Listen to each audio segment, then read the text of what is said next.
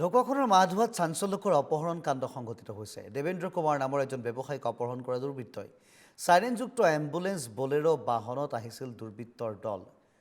৪-৫জনীয়া দুৰ্বৃত্তই দোকানৰ পৰাই অপহৰণ কৰি নিয়ে দেৱেন্দ্ৰ কুমাৰ নামৰ ব্যৱসায়ীজনক। দোকানলৈ গ্ৰাহকৰ বেশত আহিছিল দুৰ্বৃত্তৰ দলটো। ইয়াৰ পিছতে অঞ্চলজুৰি চেপা উত্তেজনাই বিৰাজ কৰিছে। ঘটনাস্থলীত উপস্থিত হৈছে ইতিমধ্যে ঢকুৱাখনা আৰক্ষী।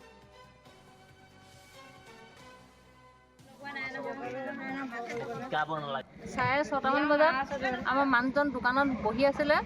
কাষ্টমাৰ ভেকশ্যনত আহি চিগাৰেট দে বুলি কৈছিলে। তেওঁ এইটো দিছে সেইটো নলয়, সেইটো দিছে সেইটো নলয়, সেনেকৈ কওঁতে আমাৰ ছোৱালীজনী আহি পালেহি। তাৰপিছত আমি ধৰিবলৈ লওঁতে আমাক গতিয়াই পেলাই দিলে।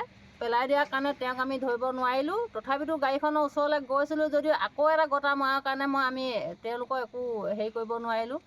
সেইকাৰণে অনুৰোধ কৰিছোঁ আপোনালোকে যেন আমাৰ মানুহজনক যেনে তেনে সুৰক্ষাত যেনেকৈ গৈছে তেনেকৈ যেন ঘূৰাই আনিবলৈ সকলো ৰাইজলৈ অনুৰোধ কৰিছোঁ।